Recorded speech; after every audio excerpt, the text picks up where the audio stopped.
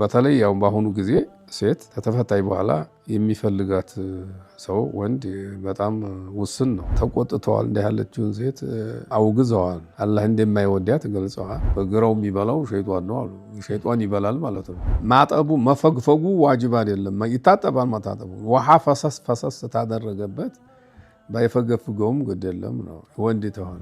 ወይንም ደግሞ ልጆቹንም ደህና አድርጎ ይዞ አንዳንድ ሰው በአላህ በኩል ያለው ግንኙነት ላይ ችልተኛ ሊሆን ይችላል። የተወሰኑ ዓሊሞች ግን ግዴታ ነው የሚሉ አሉ። ለምን ነብያችን አዘዋልና ብለው ማለት ነው። የአላህ ስም ያለበትን ሀብል፣ ቀለበት፣ አምባር ነገሮችን አጥልቆ በልብስ ተሸፍኖ ሽንት ቤት መግባት እንዴት ነው? وما أرسلنا قبلك إلا رجالا نوحي إليهم فاسألوا أهل الذكر إن كنتم لا تعلمون.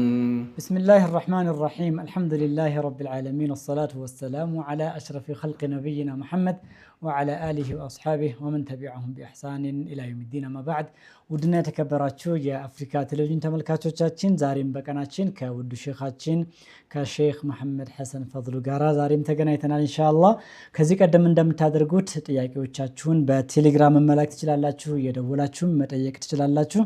እኔ ደግሞ በቻልኩት ኢንሻአላህ በቀደም ተከተል ለሼኻችን አቀርባለሁ ማለት ነው። በተቻለ መጠን ጥያቄዎቹን አጠርና ግልጽ አድርጋችሁ እንድታቀርቡ እንደ ሁል ጊዜው አደራ ማለት ፈልጋለሁ ማለት ነው ኢንሻአላህ። ሼኻና አህለ ወሰህላ እንኳን ደህና መጣችሁ። እንኳን ደህና ቆያችሁ። መርሐባን ኢንሻአላህ። እስከሚደውሉ ድረስ ካሉ ጥያቄዎቻችን ስናነሳ አንድ ሰው የየቲሞችን ድጋፍ ያደርጋልና ለየቲሞች ድጋፍ እንደሚያደርግ ለቤተሰቦቹ ለጓደኞቹ መናገር ሪያ ይሆንበታል ወይ የሚል ነገር አለ። ይሄ ንያው ነው እንግዲህ የሚታየው። ሰው እንዲሰማልኝ ብሎ እንዲያመሰግኑ ብሎ ተነየተ ያው ሪያ ይሆናል። አላህ ያውቀዋል፣ ምስጢር ያውቃል። ደግሞ ለሌላ ጉዳይ ብሎ እነሱ ማወቃቸው መስላህ አለው ብሎ ከሆነ የሚናገረው ወይም ደግሞ እንዲከተሉት እነሱ እንደዚህ ኸይር ሲሰራ አይተው ሌላውም እንደዚህ ኸይር ለመስራት እንዲነሳሳ ነይቶበት ከሆነ ችግር የለውም። አይዋ መርሐባን ኢንሻአላህ። ሌላኛው ጥያቄ ደግሞ በልጅነታችን ጊዜ ግዴለሽ የነበረ አባት ነውና አሁን በስተርጅናው እንዴት አድርጌ ለሱ መልካም ለዋለ የግዴታ የልብ ፍቅር መኖር አለበት ወይ ያለች። ግን ግዴለሽ የሚለውን መታብራራው ጥሩ ነው። ግዴለሽ ማለት አንዳንዱ ምናልባት ልጆቹን ማሳደግ ላይ ችልተኛ ነው፣ አያበላም፣ አያጠጣም፣ አያስተምርም ማለት ሊሆን ይችላል። ወይንም ደግሞ ልጆቹንም ደህና አድርጎ ይዞ አንዳንድ ሰው በአላህ በኩል ያለው ግንኙነት ላይ ችልተኛ ሊሆን ይችላል። ሶላት ላይ ሲግድ ይችላል፣ ኸምር ሊጠጣ ይችላል፣ ጫት ሊቅም ይችላል፣ እንትን የሚያጤስ ሊሆን ይችላል። ይህም ችልተኛ ነው፣ ይህም ቀጠቢስ ነው። እንግዲህ እኛን አይኸድመንም ነበር አይጠቅመንም ነበር ከሆነ የምትለው አላኩል ያህል እንደማንም አባት ነው። መቼም የሆነውን ቢሆን ወላጅ ነው። ወላጁ የተወለዱ ልጆች ወሴት ሆነ ወንድ አባታቸውን መኸደም አለባቸው። የሱ ደግሞ ጥፋት የራሱ ነው።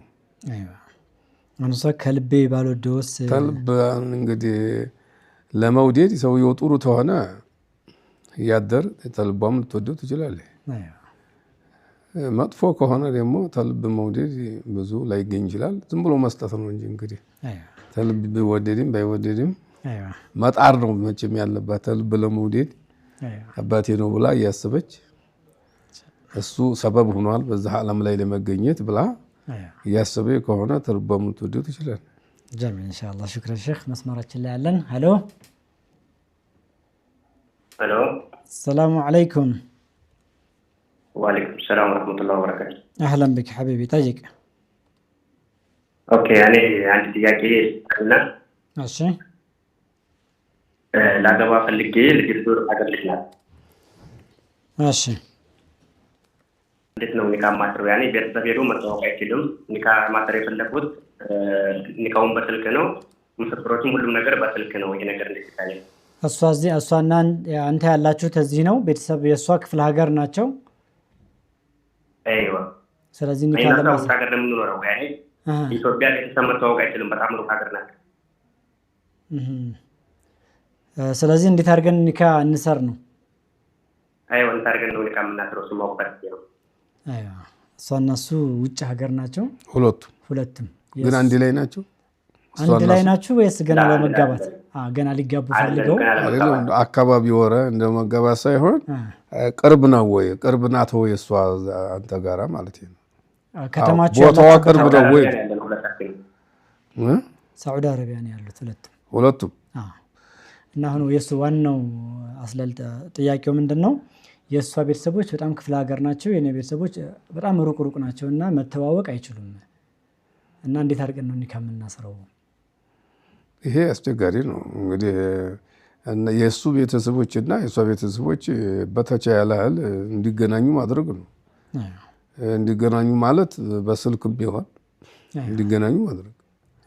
መጀመሪያ ትውውቅ ያደርጋሉ በስልክ ማንነታቸውን ገልጸው ይተዋወቁና ከዛ በኋላ እሱ የሴቲቱ አባት ከሆነ መሰለኝ እሱ ወልይ ነው ለልጁ። እሱ ባጠገቡ ሸሂድ አድርጎ እዛው አለበት ሀገር ሸሂድ አድርጎ ልጄን ድር ያለው ለከሌ ማለት ይችላል። ሸሂድ እየሰሙ ማለት ነው። ይሄኛውም ደግሞ ባልየው እዛው ሆኖ ዛሬ እኮ መሳሪያው በጣም እንትን ብሏል።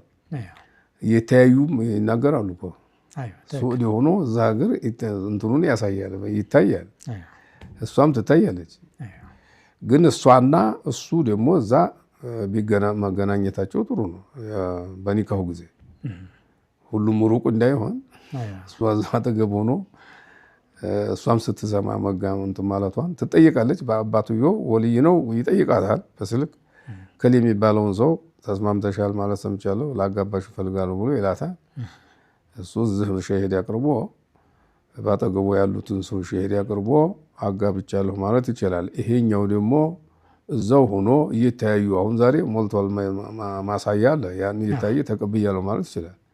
የለም እኛ ይሄን አናደርግም እዚህ ያሉት አባት ብላ ይሄም ደግሞ ዘመዶቹን ላሉት ወክሎ እሷም ደግሞ አባቷን አርጋ እዚህ ያሉት ለወንዱ ወኪል የሆነ ሰው ተቀብያለሁ ማለት ይችላል።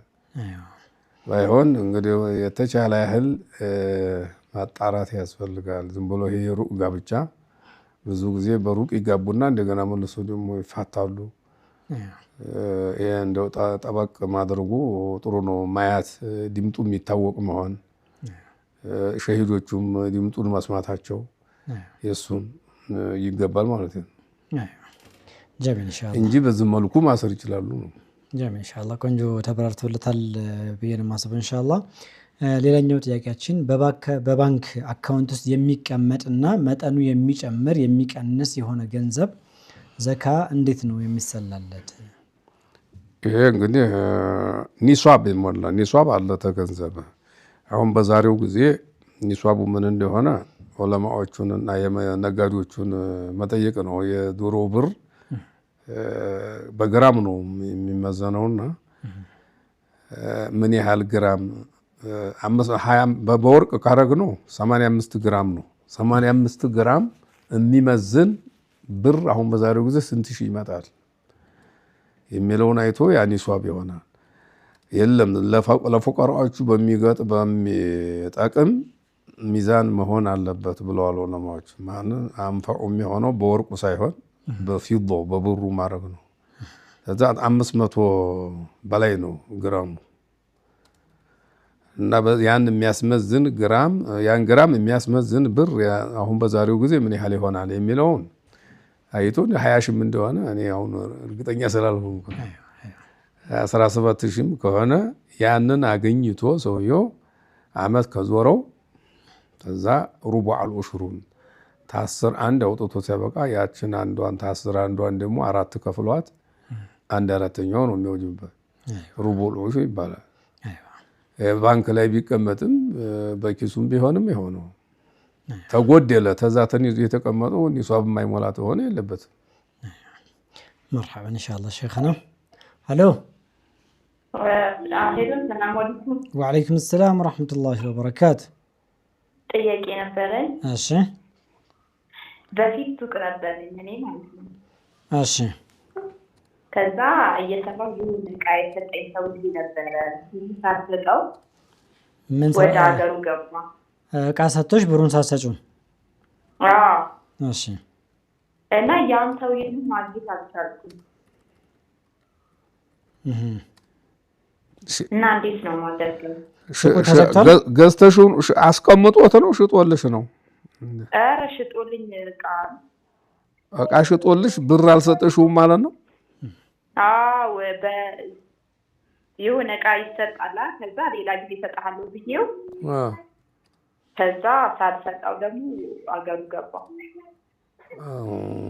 የምትሰጪው ብሩን ዋጋውን ነበር የዕቃውን ማለት ነው የዋጋውን ቆያም ይሄ በይዕ ማለት በይዕና ሽራ ነው ማለት ነው የዱቢ መግዛትም ስለሚቻል በኋላ ሰጣለሁ ብለው ዕቃ ገዝቶ አስቀምጦ ነበረ ብሩን ሳይቀበል ጠፋ ነው ይሄ ቅድም አንተ እንዳልከው ነው የሚሆነው እንትኑ ባለቤቱ ተጠፋ እስከሚገኝ ድረስ መቼም ማፈላለግ ነው በያለበት ሀገር ስልክ ካለ በስልክ መደወል የሚላክ ሰው ታለ መላክ ሀገሩ የሚታወቅ ተሆነ መላክ ነው ወይ ራስሽ መሄድ ነው ምንም እዛ ሀገሩም ተሄዶ የማይገኝ ተሆነ አድራሻው ከጠፋ መቼም ሌላ ሁክም አለው ዝም ብሎ ይቀመጥና ሶደቃ ያደርገዋል ይላል ለሱ ነይቶ ለዛ ለባለቤቱ ነይቶ ብሩን ሶደቃ ማድረግ ሰዋቡ ለሱ ይደርሰዋል ነው የሚሉት ባይሆን ይሄ ዝም ብሎ በእንዝላልነት ሳይሆን በጣም አጥብቆ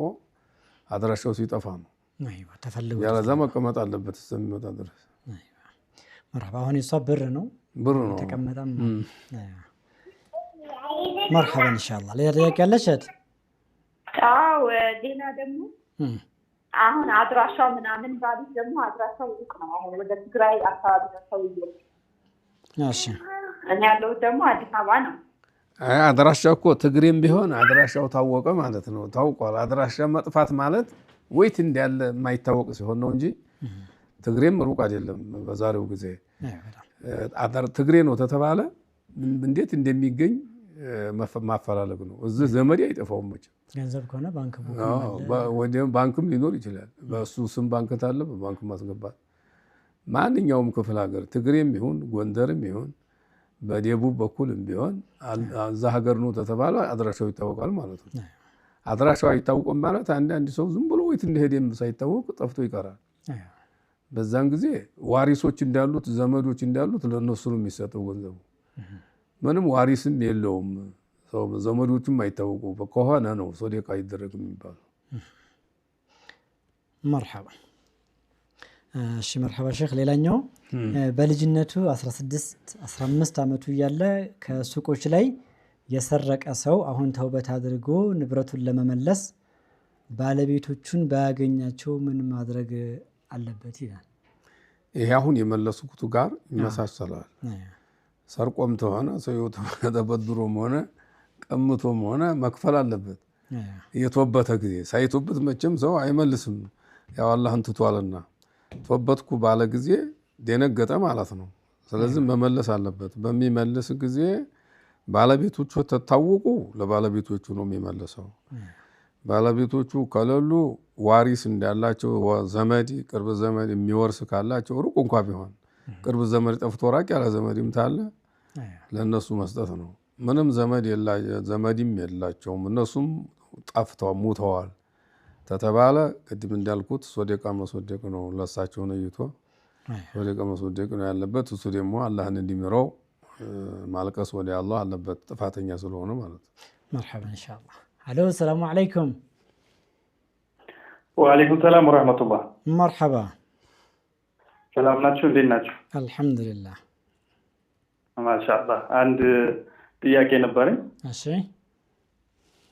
مرحبا እና ጧትና ማታ አዝካር አለ ያው ከረሱል ሰለላሁ ዐለይሂ ወሰለም የተገኛሉ በነዛ ውስጥ የራሳችንን ያው ሀጃ የሚገልጽ አዝካሮች አሉ። ለምሳሌ ዱዓ እሺ እና የራሳችን አንድ ላይ ጨምረን ማድረግ እንችላለን። መርሐባ የጧትና የማታ ዚክር አሉ ዝግሮች አሉ ማእሱር የሆኑ አሉ መሰለና የሷባህ አዝካሩ ሷባህ ወልመሳ የሚባሉ አሉ። አይዋ እነዛን ማለት ተነብዩ ተይዘዋል፣ ሱና ነው። ሰዋባቸውም ብዙ ነው። ተጂን ይጠብቃሉ፣ ተመጥፎ ነገር ሁሉ ይጠብቃሉ። በጣም ወሳኝ ናቸው ማለት ነው። እዛ መካከል ሐጃያን የራስን ሐጃ መደብለቅ ማስገባት ትችላለህ ወይ ነው? ችግር የለውም ቢያስገባ ምን አለ። ኡድዑ ረበኩም ተضرعا وخفيا ነው አላህ ያለው። ጌታችሁን ለምኑ ብሏል። በማንም ሰዓት ለምኑ ስላለ እዛም ውስጥ ቢያስገባም በሌላ ጊዜም ማደረገም ዱዓው ችግር የለው። ምናልባት ዱዓ ባይሆንም ማእሱር የሆነ ዱዓ ቢሆን ጥሩ ነው። ማእሱር ማለት ተነብዩ የተያዙ ቃላቶች ይበልጣሉ። ረበና አቲና ፊ ዱንያ ሐሰነተን ወፊል አኺረቲ ሐሰነተን ወቂና ዐዛበናር የሚለው ነብያችን ይወዱት ነበር። የቁርአን አያቶችም ዱዓ የያዙ አሉ። ረበና ላ ቱዚግ ቁሉበና ባዕደ ኢዝ ሀደይተና ወሀብ ለና ሚን ለዱንከ ኢነከ አንተል ወሃብ ይላል። ራሱ ዝም ብሎ አክብረኝ ቢልም ገንዘብ አክብረኝ፣ ድህነት አለብኝ ድህነቴን አንሳልኝ እያለ ቢያደርግ ምን ችግር አለው? መርሐባ። ግን ሼክ አሁንና እዛው መእثሩ ዱዓ ውስጥ መሀል ላይ ያስገብተን ውስጥ መእثሩን ካለ በኋላ መእثሩን ታለ በኋላ ነው እንጂ እሱ የሚለው መሐከል ላይ ማስገባት ከሆነ ትክክል አይደለም። እና ያንኑ ተነብዩ የተያዘውን ታለ በኋላ ዱዓ ቢያደርግ ችግር የለውም ነው። መርሐባ ኢንሻአላህ። ሌላ ጥያቄ አለ ሐቢቢ? መርሐባ የለኝም። ግን ለማድረግ ያክል አንሻችን ከረሱ ማለት ስለሚተገኙ ማስታሮች አሉ። ያው ከቁርአን ጀምረን ያሉ የሚቀጥሉት ማለት በመጨረሻ አካባቢ ላይ ሶላት ዘመን ተጋጨ። ግን በመሀል ላይ ለምሳሌ ወደላሊ ታክሉ እንዳብራሩት እንደዚህ የዱንያ ሀጃችንን ምናምን መሰል ነገሮች የሚገልጹ አሁን እንዳብራሩልን ከቁርአን ተገኙ። ረበና አቲና ዱንያ ከልከለ በከተከለ ወዲና ብዙ ነገር አለ። እሺ ነገራችንን ሀጃችንን ይዘጋሉ። ግን በአጋጣሚ እንደዚህ ምናምን ጉዳዮች ነውና ያው ከረሱል ሰለላሁ ዐለይሂ ወሰለም የተገኙ አላህ ደይነህን ደይነችን ይከፍላችሁ ምንም ያህል ትልቅ እንኳን ቢሆን ምናምን ይላልና ወላችሁ ሲገኛ እንደሱ አይነቱን ዱዓ ያው ከቅድም እንደተባለው ወይራ ካስካር ወይ ጧትና የማጥሮና አስካራችን ካልን በኋላ ጨምረን ለማለት በሚለው ነበረ ተመልሶልኛል። شكرا لك. مرحبا مرحبا مرحبا ሼክ። ሌላኛው ጥያቄ የአላህ ስም ያለበትን ሀብል፣ ቀለበት፣ አምባር ነገሮችን አጥልቆ በልብስ ተሸፍኖ ሽንት ቤት መግባት እንዴት ነው? ይሄ እንግዲህ ቢሸፈንም ባይሸፈንም ይዞ መግባቱ ይከለከላል። ሽንት ቤት ኢሃና ስለሆነ ባይሆን የሚበቃበት መንገድ አለ። የሚበቃበት መንገድ ምንድን ነው? ዳር ይሄን ነገር ውጭ አስቀምጦት ቢገባ ሌባ ያነሳዋል። ጓደኛ የሌለው ከሆነ የሚያውቃቸው ሰዎች ተለሉ ዳር አስቀምጦት ቢገባ ያነሱበታል እና ገንዘብ ማባከን ስለሚሆን ይዞ ቢገባ በኡዝር ታለው ግድ የለውም ነው የምንለው። ኡዝር ተለለው ውጭ አስቀምጦ ለሰው ሰጥቶ መግባት ነው ያለበት። መርሐባ ኢንሻአላህ። ሄሎ ሰላም አለይኩም። ወአለይኩም ሰላም ወራህመቱላህ። መርሐባ ጥያቄ ነበረኝ። አህለን ጠይቂ። የወንድ ልጅ የህፃን ሽንት እንዴት ይታያል? የወንድ ህፃን ስንት ዓመት ነው? ምግብ ሳይጀምር ማለት ነው። ምግብ ሳይጀምር ኦኬ። እንዴት ይታያል? እስከ 6 ወር ባለው የሚታየው ምግብ አለመብላቱ ነው። ምግብ ታልበላ ማጠቡ መፈግፈጉ ዋጅብ አይደለም። ይታጠባል። ማታጠቡ ውሃ ፈሰስ ታደረገበት ባይፈገፍገውም ግድ የለም ነው። ወንድ ተሆነ ሴት ተሆነች ምግብ ብትበላም ባትበላም ይታጠባል ይላል። እንግዲህ ይሄን ህክማውን ሻሪዑ ህግ አውጩ ያውቃሉ።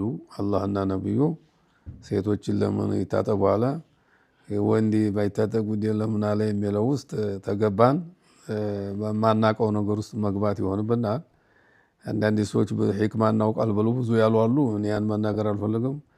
ህክማውን አናውቅም። ነብያችን ግን የወንዱ ባይታጠብ ግዴለም የሴቶቹ ይታጠባል ብለዋል። ምግብ እስካልበሉ ድረስ ምግብ ተበሉ የሁሉም ይታጠባል።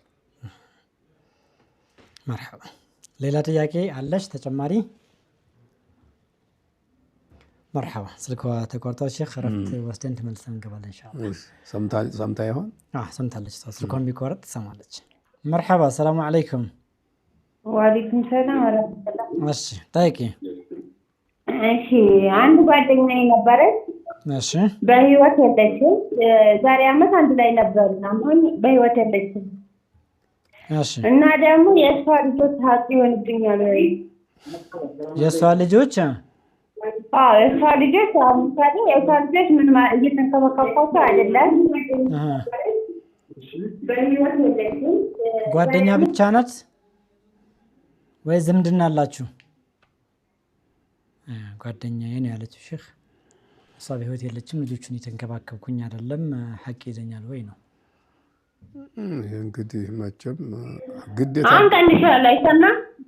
ይሰማል። አሁን ጓደኛ ብቻ ናችሁ ወይስ ዝምድናም አላችሁ? ዝምድና የለንም፣ በምንም አንገናኝም። ግን ጓደኛ ነበርን፣ አንድ ላይ አብረን የምንበላ አብረን የምንጠጣው። አሁን ላይ ያው ልጆቿ ደግሞ ሌላ ባላ ሌላ ሚስት አግብቷል እና የእሷ ልጆች ሀቅ አለብን። ይሄ ዘመድ ቅርብ ዘመድ ካልሆነች በዚህ ግዴታ አይሆንብሽም። ግን እንደው እንደ ጥሩ ለሰውነት እና አላህ ዘንድ ሰዋብ ለማግኘት የሱህባን የጓደኛነትን ሀቅ ለመጠበቅ እየሄድሽ ብትጠይቂያቸው ጥሩ ነው። የሚቸግራቸውን ነገር ካለ ብትረጃቸው በጣም ጥሩ ይሆናል። ግን ግዴታ የሚሆነው ይህን ለመርዳት ደግሞ ልጆች ሲቀባያቸው ደግሞ ከሰው ጋር ለመኖር ብዙ እንትን የላቸውም። ጥያቄው በጣም ግልጽ ነው። ግዴታ ይሆንብኛል ወይ ነው ዋናው ጥያቄ አይደል? ግዴታ የሚሆንብሽ ዘመድ ቅርብ ዘመድ ሲሆኑ ነው እያልኩ ነው። በሱፍና ብቻ ግዴታ አይሆንብሽም። ግን ልጆቹን እንደውም አያቱ በእናቲቱ ጓደኛሽ ስለነበረ ሱህባን መቼም የእናትን እንትን ይላል ነቢያችን ዓለይሂ ሰላቱ ወሰላም ኢነ ሚን አበሪል ቢሪ አየሲለ ረጁሉ አህለ ውድ አቢሂ። ተትልቅ ነገር ተመልካም ነገር ሁሉ ጥሩ አሉ ጥሩ መልካም ስራ የአባቱን ፍቅረኞች መቀጠል ነው አሉ። አሁን እነዚህ ልጆች እናታቸው ያንቺ ሷሂብ ናት። እነሱም አንቺን መጠየቅ የእናታቸውን እንትን ሀቅ እንደመወጣት ይሆናል ይላል። አንቺም ደግሞ እሷ ሷሂብሽ ስለሆነች የሷሂብሽን ልጆች መጠየቁ በጣም ጥሩ ነው እና ግዴታ የሚሆነው ግን ቤተሰብ ሲሆን ነው ማለት ነው። መርሐባ ኸይር ኢንሻአላህ። ሌላው ጥያቄያችን ሼክ ውዱ ሳደርግ ቢስሚላህ ማለትም ብረሳ ውዱ ይበላሽብኛል ወይ? ቢስሚላህ ማለት ሱና ነው እንጂ ግዴታ አይደለም። አንዳንድ ዑለማዎች ግዴታ ነው ያሉ አሉ። ግዴታ ነው የሚሉትም እኮ ውዱኡ ይበላሻል ማለት አይደለም። ወንጀል ይኖርበታል እንተላለ ማለት ነው እንጂ ግዴታ ነው የሚሉ ሸርጥ የሚሉ አሉ። ግን ብዙዎቹ ሱና ነው ያሉት እና ውዱ ላይ ችግር አይፈጥርም ማለት ነው። መርሐባ ኢንሻአላህ። ሌላኛው ደግሞ በተፈጥሮ ግራኝ የሆነ ሰው መስመር ላይ ያለን አስቀድም ሼክ። አሎ ሰላም አለይኩም። ወአለይኩም ሰላም ወራህመቱላህ። የልጅ ሐቂቃ ማለት ነው ግዴታ ነው ወይስ ሱና ነው? የልጅ ሐቂቃ መርሐባ። ሐቂቃ ሱና ነው ሱና ነው። ብዙ ዑለማዎች ሱና ነው በሚለው ሂደዋል። የተወሰኑ ዓሊሞች ግን ግዴታ ነው የሚሉ አሉ። ለምን ነብያችን አዘዋልና ብለው ማለት ነው። ዋጅብ ነው የሚሉ ሰዎች ስላሉ ግን ለህቲያጡ ይሄን ነገር እንደ ዋጅብ አድርጎ መያዝ ይገባል፣ አለመተው። ብዙዎቹ ዑለማዎች ሱና ነው ያሉት። እንደውም አንዳንድ የተወሰኑ ዓሊሞች ሱና ማዲል ቢድዓም ነው ያሉ አይጠፉም። እነሱ እንኳን ማስረጃቸው ደካማ ነው። ግን ሱና ነው፣ በጣም የተጠና ሱና ነው። መርሐባ። በጁምዓ ቀን ትጥበት ዋጅብ ነው ወይ? ጥሩ ጥያቄ ነው። በጁምዓ ቀን ትጥበት እንግዲህ እኔ ብዙ ጊዜ ተዑለማዎች እየተነሳው ነው የምናገረው። ብዙ ዑለማዎች ዋጅብም አይደለ ሱና ነው ይላሉ። የተወሰኑ ዓሊሞች ደግሞ من جملتهم بخاري مثلا واجب ነው መስጂድ የሚሄድ ሰው ተሆነ ጁሙዓ ሄዶ መስጂድ የሚሰግድ ተሆነ አካለ መጠን የደረሰ ሁሉ መስጂድ ሄዶ የሚሰግድ ጁሙዓ ቀን መታጠቡ ዋጅብ ነው ብለዋል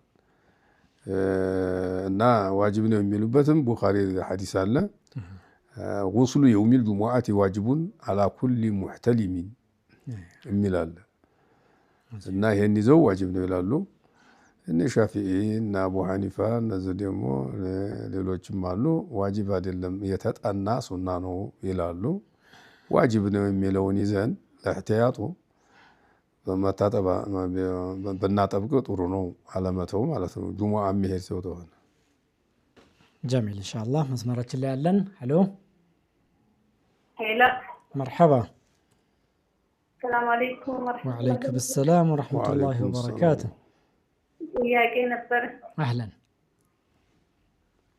በቴሌቪዥን ዳዕዋ ማዳመጥና መስጊድ አካባቢ ላይ ሄዶ እንዲሁ ፕሮግራም መሳተፍ የአጅሩ ልዩነት አለ ወይስ እኩል ነው? በቴሌቪዥንና በአካል ሄዶ ዳዕዋ ፕሮግራም ማዳመጥ ልዩነት አለ ወይስ አንድ ነው? አምጥሩ በቴሌቪዥንና በዳዕዋን በአካል ሄዶ ማዳመጥ አጅሩ አንድ ነው ወይስ ልዩነት አለው ይያለች እኛም መቼም ኢልሙ የሚደርሰው ተሆነ ልዩነት ያለው አይመስልም በቴሌቪዥንም ይሁን በትክክል የሚደርሰው ከሆነ ሰውየው ማያት ያስፈልጋል ተብሎ ከሆነ በቴሌቪዥን ሰውየውም እየታየ ነው ግን እዛ አለበት ሲከድ ግን ሌላ የሚጨመር ነገር ይኖረዋል መስጂድ ሆነ መስጂድ ሶላት ይሰገዳል ተህየተል መስጂድ ይሰገዳል ጀማዓ ይገኛል ቁርአን ይቀራል በዛ መልኩ ያኛው በአካል ሂዶ እንትኑ ሊበልጥ ይችላል ለጥቅሙ በኩል ስናይ ግን ሁለቱም አንድ ነው በሚነገረው ነገር ለመጠቀም ተሆነ ሁሉም ያው ነው مرحبا ሌላኛው እንደ ምክር ነገር ነው መሰለኝ የሚመስለው ሁሉ ጊዜም ከባለቤቷ ጋር አለመግባባት ሲፈጠር ፍታኝ እያለች የምትል ሴት ምክር ብልሰጡልኝ ይላል የፈትዋ ማዲል ማለት ነው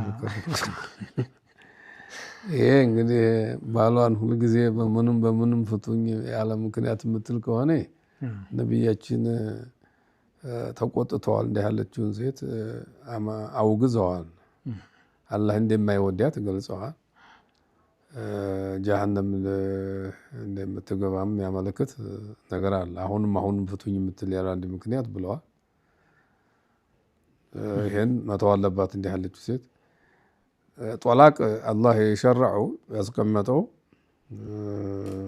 ችግር ለመፍታት ያህል ነው እንጂ ዛቱ የሚወደድ ነገር አይደለም የሚወደደው አንድ ላይ መኖር ነው ስለዚህም አንዳንድ ሐዲስ አለ አንዳንዶቹ ضعيف ነው ብለው ነካ ያረጉታል እንጂ አብغض الحلال الى الله طلاق ይላል ተሐላል ሁሉ የሚፈቀድ ሆኖ አላህ የሚጠላው ቢኖር ፍች ነው ይላል ስለዚህ መፍታት አላህ የፈቀደው ለመፍትሄ ችግር ለመፍታት ነው ለምን አንድ ላይ ሲኖሩ ሐቃቸውን የባል ሐቅ የማይጠበቅ ተሆነ የሚስቲቱን ሐቅ ሰውየው የማይጠብቅ ተሆነ መፋታቱ ይሻላል ተብሎ ነው የተፈቀደው እንጂ ዝም ብሎ በማይሆን ምክንያት ወይንም ያለ አንድ ምክንያት ፍቱኝ ማለት በጣም የተወገዘ ነው ማለት ነው ተዝህ ልትቆጠብ ይገባታል አላህን ትፍራን እንላለን مرحبا በመፈታት ተፈታይ በኋላ የሚገኘውን ችግር ማሰብ አለባት በተለይ ያው በአሁኑ ጊዜ ሴት ተፈታይ በኋላ የሚፈልጋት ሰው ወንድ በጣም ውስን ነው በጣም ገንዘብ አላት ታልተባለ ወይ በጣም ደግሞ ልጅነት ኑሯት በጣም ውበት አላት ታልተባለ በስተቀር ተፈታች ብዙ ሰው አይፈልግም ዛሬ ለምንድን ነው የተፈታችው ይላል ምን ብላ ነው የተፈታችው ምን አርጋው ነው የፈታት የሚል ነገር ስላለ እንከን ነው ይሄ እንደ ጥቁር ነጥብ ነው የሚታየው ይሄን ማሰብ አለባት አሁን ፍታይ ማለትን እንዲታቆም ተፈታይ በኋላ የሚገኘውን ማሰብ አለባት ማለት ነው مرحبا በጣም ቆንጆ መልእክት ነው ሼኻችን መስመራችን ላይ ያለን ሄሎ ሰላም አለይኩም። ወአለይኩም ሰላም ወራህመቱላህ። ሁለት ጥያቄዎች አሉኝ። አህለን ቢክ። የመጀመሪያው ገጠር ሲሄድ ትላልቅ እናቶች አሉ እና መዘየር እንዴት ይታያል? መዘየራቸው ችግር አለው? እሺ ሁለተኛው ደግሞ አንድ ሙስሊም ካስነጠሰው አልሐምዱሊላህ ካላለ ይርሐመከላህ ማለት አስፈላጊ ነው? ካላለ አልሐምዱሊላህ ካላለ ማለት ነው። እሱ ሳይል ይርሐመከላህ ማለት አለብኝ ወይ ነው? አዎ። መርሐባ። ገጠር ሲሄድ ትልልቅ እናቶች አሉና እነሱ መዘየር ነው ይታያል። መዘየር የሚለው እሱ አሁን እንግዲህ በእጅ መንካትን እንግዲህ በእጅ መንካት መሳም ነው። ያን ነው ሙራዱ እኮ። መሳም ትላልቅ እናቶች ናቸው፣ በጣም አሮጊት ናቸው። አይዋ መቼም ይሄን እንግዲህ አጅነብይ ተሆኑ አጅነብይ ማለት ዘመድ እንኳን ብትሆን ለማግባት የማይከለክል ዝምድና ከሆነ አጅነብይ ይባላሉ።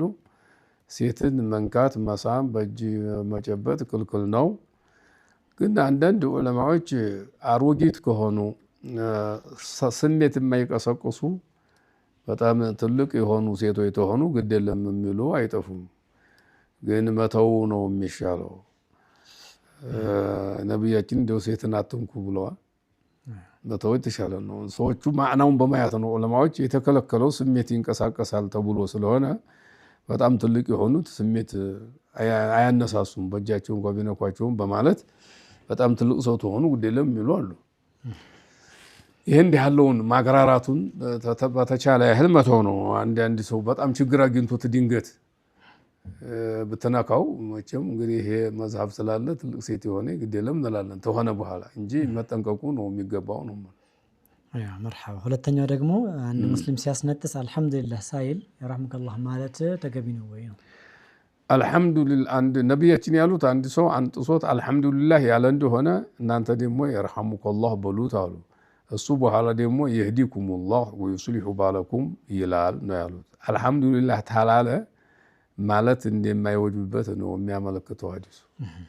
አንዳንዶቹ ደግሞ ኢንሐሚተ እያሉ ይላሉ ሲሉ ሰማለሁ እኔ ሐዲስ አላየሁም። ይርሐሙከላህ ኢንሐሚተ ይላሉ ያመሰገንክ እንደሆነ ብለው ራሳቸው እንትን ይላሉ። ይሄ ሁሉን አይልም ሐዲሱ። ኢዛ አጢሰ አሐዱኩም ወሐሚደላህ ፈሸሚቱሁ ነው የሚላል። ወቁሉ ለሁ ይርሐሙከላህ። እሱ አልሐምዱሊላህ ካለ ማለት ነው። መርሐባ። ቅድም ጀመር አድርገን ያቆምነው ጥያቄ በተፈጥሮ ግራኝ የሆነ ሰው በግራ እጁ ቢበላና ቢጠጣ ወንጀለኛ ይሆናል ወይ? ይሄ እንግዲህ ነብያችን አለይሂ ሰላቱ ወሰላም በቀኛችሁ ብሉ በቀኛችሁ ጠጡ ብለዋል። ኩል ያን አብሮቸው የሚበላውን ልጅ እንትና የሚስታቸው ልጅ ነበረ፣ የኡሙ ሰለማ ልጅ ነው። ዑመር ኢብኑ አቢ ሰለማ ይባላል። ልጅ ሆኖ አብረው እየበሉ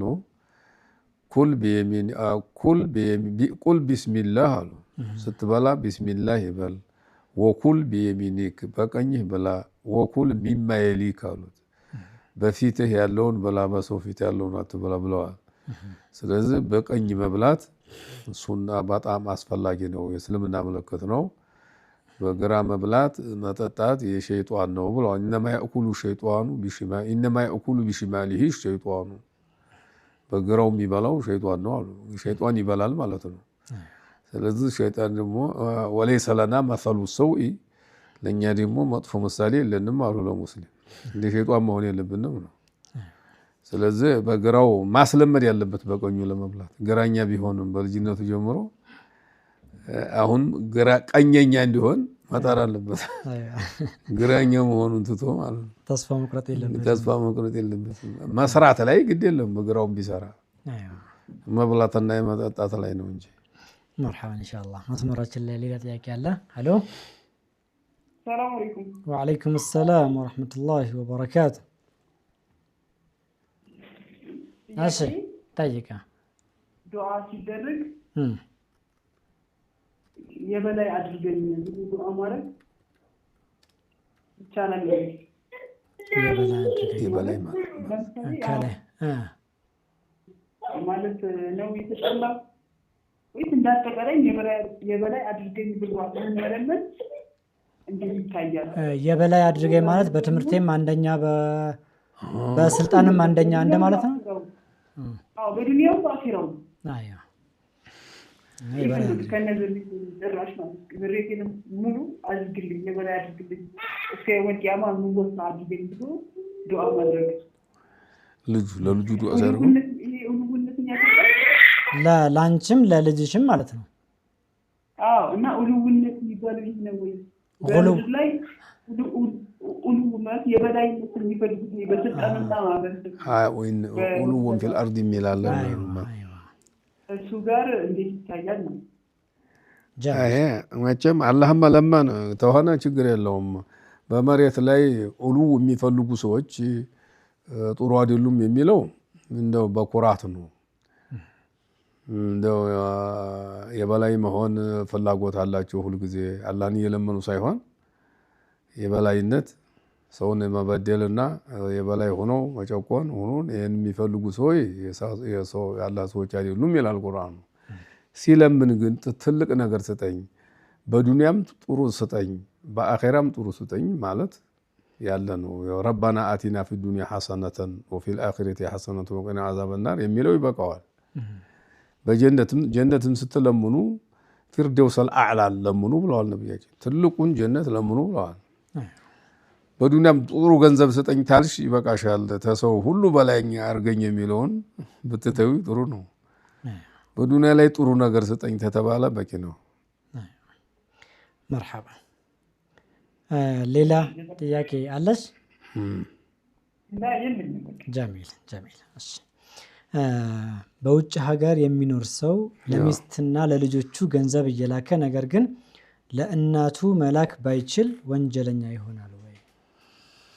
ለሚስቱ መላክ ሚስቱን በኒካህ እስካለች ድረስ ነፈቃው ወጪው ግዴታው ነው። መላክ ግዴታው ነው። በእናቱ ላይ እናቱንም ግዴታው ነው። ግን እናቱ የራሷ ገንዘብ ታላት ሌላ የሚከድማት ታለ በእናቱ ላይ ወጪ ማውጣት ግዴታ አይሆንም ይላሉ ዑለማዎች። አባቱንም ቢሆን የሌለው ጊዜ ነው፣ እናትንም ቢሆን የሌላት ጊዜ ነው ታላቸው ግዴታ የለበትም። ሚስት ግን ኒካህ እስካለ ድረስ ግዴታው ነው ይላሉ። ግን ይሄ እንደው አደቡ ጥሩ አይደለም። ለሚስቱ እየላከ ለእናቱ አለመላክ ተገቢ አይደለም ነው የምንለው። ለእናቱም መላክ አለበት፣ ለሚስቱም መላክ አለበት። መርሐበን ሼኽና። ሄሎ ሰላሙ አለይኩም። ወአለይኩም ሰላም ወራህመቱላሂ ወበረካቱሁ። አህለን መርሐባ። አልሐምዱሊላህ። እሺ አሁን የሆነ ከክርስቲያኖች ጋር ጎረቤት አለን። እሺ እና ክርስቲያኖች አሁን የማርያም ምናምን እያሉ የሚሰጡት ዳቦ ምናምን አለን። እሺ እና አሁን ያንን እኛ ተቀብለን ብንበላው ሐራም ይሆንብናል? አይዋ ክርስቲያን ጎረቤቶች አሉ። የማርያም ብቻም ባይሆን ለሌሎች ለበዓላት ምናምን እየሰሩ እያመጡ ብሉ ይልናል። ብንበላ ወንጀል ይሆናል ወይ ነው? ጀሚል። ይሄ እኮ የተቀደም እሱ አልሰማችም እንጂ ተነግሯል። በዓል ጊዜ የእነሱን መብላት የሚቻለው ሃይማኖታቸውን የሚመለከት አድርገው ባልሰሩ ጊዜ ነው። ዝም ብሎ ለራሳቸው የሚበሉት በኢድ ሳይሆን ዝም ብሎ ኖርማል ነው እንጂ በኢዳቸውን የሚያከብሩበት ሃይማኖታቸውን የሚያከብሩበት ነገር ተሆነ ስጋም ብቻ ሳይሆን ዳቦም ይሁን ቆሎም ይሁን አይሆንም ነው። ይሄ እንግዲህ ጎረቤቶቻችን ናቸው። በእኛ ኢድ ጊዜም እነሱ ይመጣሉ። እኛ ደግሞ እነሱን እምቢ ማለት ኑሯችን ላይ ችግር ይፈጥራል ይላል ብዙ ሰው። ይሄን ነው የሚጠይቁት። እኛ ይሄን ቀስ ብለን ማስተማር ነው ለነሱ ራሱ።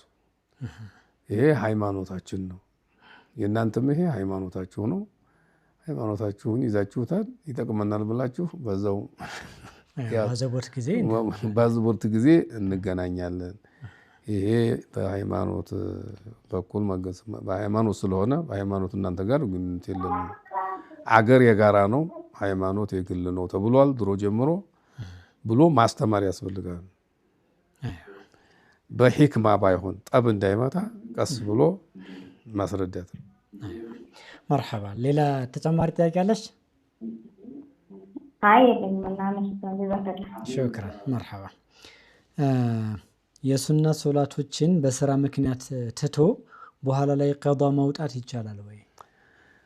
የሱና ሶላት ሱብሒ ቀብልያ ከሆነ ጀማዓው ተቁሞ ታገኘ ቀብልያውን ትቶ ፈርዱን ይሰግዳል። በኋላ ግን በዛው ወቅቱ ላይ ጀማዓውን ተሰገደ በኋላ ቀብልያዎቹን መስገድ አለ ሱብሒ ላይ ማለት ነው።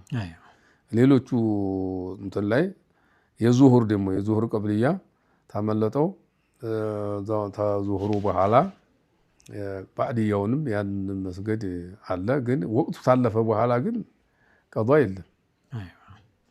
መርሐባ። ሌላኛው ጥያቄ ወትር ደግሞ አለው ቀዷ።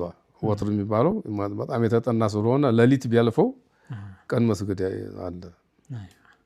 መርሐባ። መስመራችን ላይ ያለን አሎ ሰላም አለይኩም። ወአለይኩም ሰላም ወራህመቱላህ። ጥያቄ ነበረኝ። እሺ ክርስቲያን እንትና ወንድሞች አሉና እነሱ አማናት ፈተው ወላጅ አባት እናትና አባቶች የተመሩት በፊት ማለት አባቴ አይደሉም ታፈው አማና ያሉኝ እንጀራ አባቴ ናቸው። አማና እቺ ልጅ ሞኝናትና ጠብቂያት ምናምን ብለው አማናት ፈትኝ ነበር። በዛ ጊዜ እኔ ምንም አይነት ኑሮ ምናምን እሷን ለማንከባከብ ምንም ባይኖረኝም በቃ ከጊዜ በኋላ ተፈረስ ማለት ነው። እሷን የተፈረስ ደግሞ ታላቅ እህቴ ነበረች። የተፈረሱ እነሱ መልሰው ከፈሩ ማለት ነው። ሁሉም ቤተሰቡ ተፈረ ማለት ነውና በዚህ ጊዜ ይህንን አማናዊ መወጣት አልቻልኩም። አባቴ በጊዜ የእንጀራ አባቴ ናቸው እሳቸው አማና ያሉኝ። ትክክለኛ አባቴ ደግሞ በህይወት ነበሩ እና በቃ እቺ ልጅ ከተፈረች በኋላ አባቴ ቀብሬ ላይ አስቆም በቃ ልጅም አይደለሽም ብሎ ይክላት እኛም በቃ ከአባታችን ጋር ሆነን እነሱ ሆናቸው ማለት ነውና መስለን ይፈልጋል ብለን ነበር በጊዜው። አሁን እንዴት ነው እኔ አማኔና ለመወጣት በታቸው ከዛ በኋላ ከጊዜ በኋላ ግን አንዷ ልጅ አግኝቼ ቤት አምጥቼ ያው ኑሮ ሲስተካከል ቤት አምጥቼ ያው ለማኖር ሞክሬ ነበረ። ከዛ ከጊዜ በኋላ ተልማልኝ ማለት ነውና መልሰው ቤት ጠሯትና እዛ ሄደት በዛው ምንልታ ተፈረች ማለት ነው። እና አሁን በዛ ምክንያት ያላናገራችንም ሁላችንም አላናገርም ዘጥታለው። እንዴት ነው አሁን አማናዬን ለመወጣት ይከብደኛል። ሁሉ ጊዜ ባሰብኩ ቁጥር በቃ ሊሰራይም ተቀባይነት ያለው አይመስለኝም። በቃ ብዙ ጊዜ ከፋበታል በዚህ ነገርና እንዴት ነው እውነት አላህ እንዴት ያደርገኛል የሚለው ነገር መጠየቅ ፈልጌ ነው። በጣም ረጅም ሆነ። ልጆቹ የእንጀራ አባትሽ ልጆች ናቸው ወይስ የትክክለኛ አባትሽ ልጆች ናቸው? አንዷ እህቴ ናት፣ እናትም ያባትም እህቴ ናት። አማና የተባልኩት ደግሞ በእናቴ በኩል ማግኘት እንጀራ አባቴ ናቸው አደራ ያሉ። አሁን ሁለቱም እስልምናን ተውና እነሱን አደራ የተባልኩትን ነገር ያሟላሁ ስላልሆነ እጠየቃለሁኝ ወይ ነው አይደል ጥያቄሽ? አዎ እጠየቃለሁ። ክርስቲያን የሆነችው የእናትም ያባትሽም የሆነችው ልጅ ናት። በአንድ በኩል ያባትሽ ሁለቱም ካፊር ናቸው። ሁሉም ከፍረዋል። ቤተሰቡ በሙሉ ከፍሯል። ያንቺም በእናትም በአባትም የምትገናኛትም ከፍራለች ማለት ነው። የመክፈራቸው ምክንያት እሷም ናት እንዲሁም እንዲከፍሩ ያደረገቻቸው። እንግዲህ ይሄ ዝምድና ካፊር ቢሆኑም ዝምድና አይቀርም። እንዲሰልሙ ዳዕዋ ማድረግ ገንዘብን በመስጠትም ቢሆን ጥሩ ጠባይ በማሳየት ወደ እስልምና እንዲመጡ ማድረግ ይገባል። እምቢ ብለው ደግሞ በዛው ድርቅታሉ በዱንያ ላይ ጥቅም ነገር መስጠት አለ ብሎ ነብያችን አላህም ብሏል። ወሷሂብሁማ እናትና አባት አሁን ካፊር ቢሆኑ ልጅ ማድረግ ያለበትን ቁርአን ተናገረ። ሃይማኖታቸውን አይከተልም እንጂ በዱንያ ላይ ጥቅም ነገር ሊሰጣቸው ይገባል ብሎ በጥሩ ሊኗኗራቸው ይገባል አለ። ወሷሂብሁማ ፊ ዱንያ ማዕሩፋን ይላል። እናትና አባት ካፊር ተሆኑ በዱንያ ላይ በመልካም ተኗኗራቸው አለ። የሚበላ በመስጠት የሚጠጣ በመስጠት ጥሩ ንግግር በማናገር ማለት ነው። ግን ወኢን ጃሃዳከ አላ አን ቱሽሪከ ቢላህ ፈላ ቱጢዕሁማ ብሏል።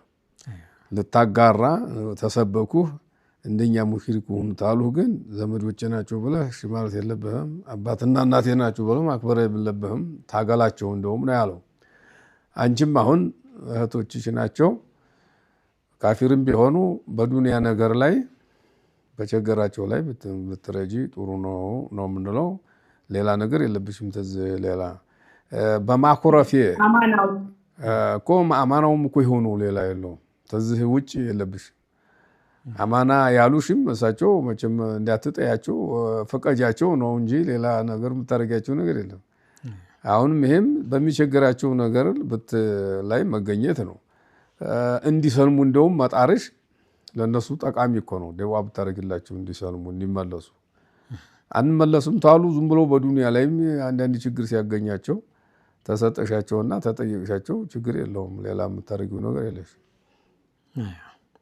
مرحبا ስለዚህ ጭንቀቷ እሷ የምትችለው ታረግሽ ድረስ እንደውም ለአላህ ብለሽ መጥላቱም ደግሞ አላህ ይወደዋል ለአላህ ብሎ አላህ የሚጠላውን ሰው መጥላት الله يودع الحب في الله والبغض في الله أو ثوق عرى الإيمان الحب في الله والبغض في الله بقلبش بتطلعቸው ነው ተገቢ ነው ግን አንዳንድ ነገር ሲቸግራቸው ብታደርጊ ዘመድ ስለሆኑ አላህ ይወደዋል ይሄንን ለማለት ፈልጌ ነው مرحبا ግልጽ አልሆነም ማታችን አይ ግልጽ ሆኖልኝ ማለት ግን አንድ ጥያቄ ልጨምር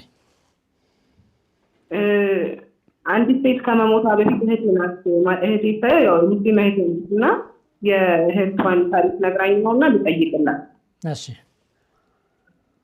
እናቷ ከመሞታቸው በፊት ካፊር ናቸውና ቤተሰቦቻቸው በሙሉ ካፊር ናቸውና እናታቸው ከመሞታቸው በፊት የሙስሊሞችን ተግባር ያደርጉ ነበር ልጆቻቸውንም በሙሉ ያሰለሙት እሳቸው ናቸውና መተው ልጆቻቸውን ሸሃዳ ሲይዙኝ ብለዋቸው አባታቸው በጣም ኃይለኛ ስለነበሩ አባቴ ይገልሻል በሚል እንትን አላሰለሟቸው ነበር እና ያው በዛው ሸሃዳን ሳይዙ ሞቱ ማለት ነው ያው የሙስሊምን ተግባር ያደርጉ ነበር ማለት ነው ሸሃዳ ይቀራቸዋል የሙስሊም የሆነ ነገሮች በዓላት በመጡ ጊዜ ያከብሩ ነበር ምናምን በርግጥ በቃ በአላህ ሸሃዳን አይሉም እንጂ እንትን በቃ ይሄ ሸሃዳ ይቀራቸው ነበርና እንዴት ነው አሁን እነሱ ሙስሊም ናቸው ተብሎ ዱዓ ይደረግላቸዋል ወይ አይደረግላቸውም መጨረሻ ላይ ሸሃዳ ቃሉን ያላሉት አባትየው ስለሚፈሩና የሚያስብላቸው ሰው ስላጡ ነው እንደዛ ነው አዎ